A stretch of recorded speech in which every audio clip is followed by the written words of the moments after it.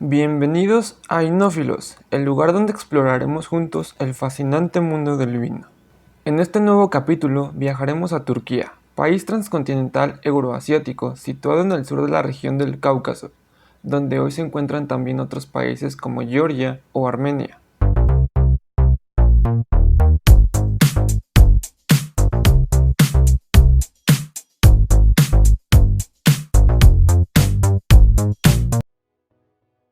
Turquía ha sido el hogar de diversas civilizaciones antiguas, creando una nación fascinante que combina una historia sorprendente y una diversidad cultural vibrante. La fusión de influencias europeas y asiáticas hacen de Turquía un país único, lleno de contrastes y, como no, de mucho vino aún por descubrir. Turquía desempeñó un papel fundamental en la historia temprana del vino, y es probable que haya sido una de las primeras regiones productoras de vino del mundo, pues la uva se cultivó por primera vez en las laderas del monte Ararat, remontándose al 4500 antes de nuestra era.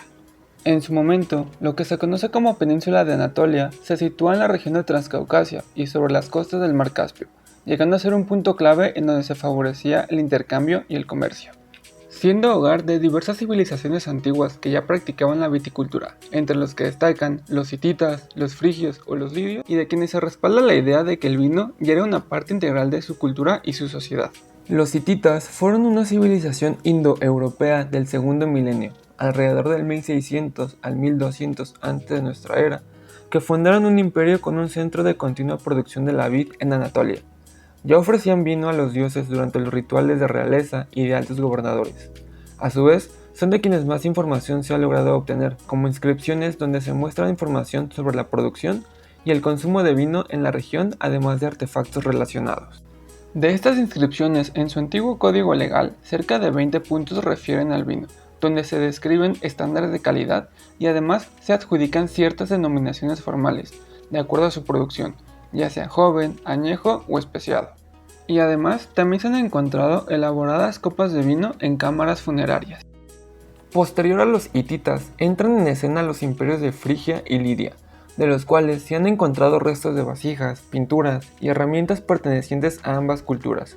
También se describieron redes comerciales como la mención de que los lidios formaron un centro de intercambio y comercio, donde incluso las monedas lidias representaban racimos de uvas, o que los frigios fueron de los primeros en la región en exportar vino sobre el siglo VI antes de nuestra era a otras zonas como la actual Grecia, Italia o Francia. Por lo tanto, estas menciones nos ayudan a destacar la importancia del vino en cada uno de estos reinados. El período clásico fue una época de gran influencia griega, con la conquista de la región por Alejandro Magno en el siglo IV antes de nuestra era, con un énfasis en la importancia económica y cultural del vino en la región, donde la producción y el comercio tuvieron una importancia significativa.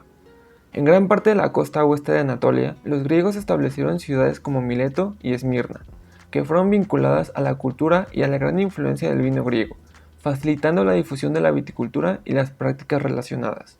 La ciudad costera de Mileto participaba activamente en el comercio del vino con otras regiones del mundo antiguo, siendo en especial la conexión que generaba entre Europa y Asia. Tras la anexión de la zona por los romanos alrededor del siglo II antes de nuestra era, el vino continuó siendo parte integral de la cultura.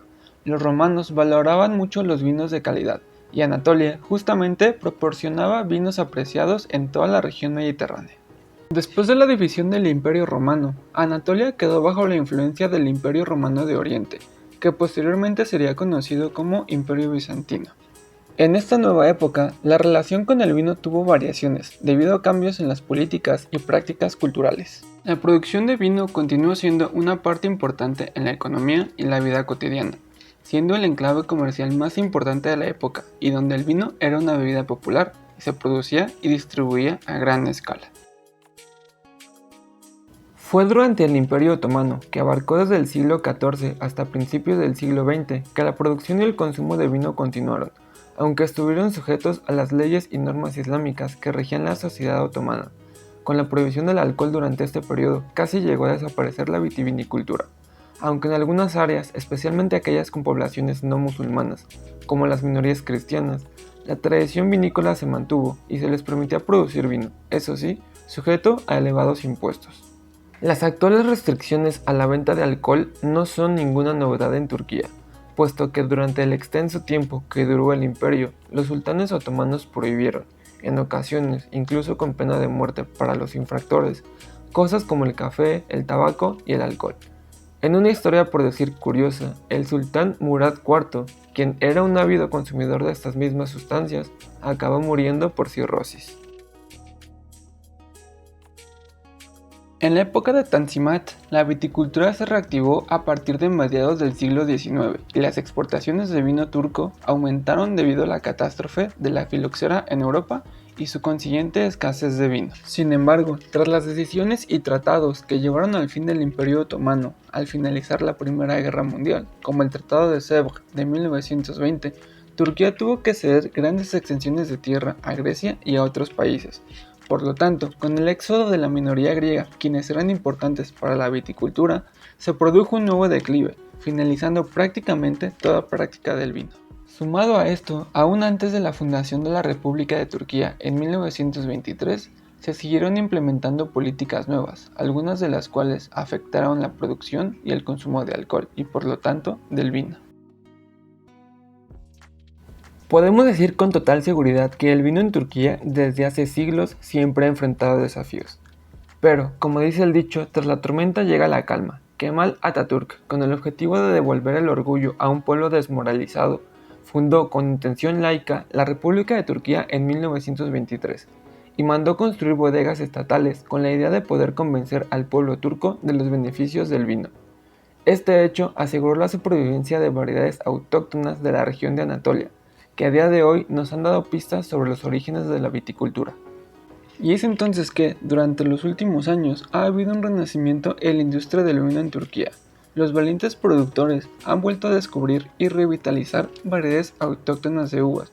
También han incorporado nuevos métodos y tecnologías de vinificación y empezado a gestionar las bodegas cumpliendo los más altos estándares de calidad internacional, destacando el hecho de que aún hoy en día han llevado a cabo estas acciones anteponiéndose a ciertas restricciones del gobierno actual. La historia del vino en Turquía es interesante y compleja, con raíces que se extienden hasta la antigüedad, con civilizaciones como los hititas, griegos o romanos, las cuales dejaron una huella arqueológica y cultural importantísima. Desde aquellas épocas no solo se consumía vino en su vida cotidiana, sino que también reconocían su importancia en rituales y el comercio, contribuyendo así a la rica tradición vinícola de la región. También cabe recalcar que el país ha experimentado desafíos a lo largo de los siglos, pero el resurgimiento moderno demuestra el potencial y la diversidad de la industria vinícola turca en la actualidad. Turquía cuenta con varias regiones vinícolas, cada una con condiciones climáticas y tipos de suelos diferentes que influyen en sus vinos producidos. Algunas de estas regiones incluyen Mármara, Anatolia o el Egeo. Del mismo modo, Turquía es hogar de una amplia gama de variedades de uvas únicas como Okuzgozu, Boğazkere, Kalesik Karasi, Narince y Emir. Y todo esto último lo veremos en nuestro próximo video. Hasta entonces.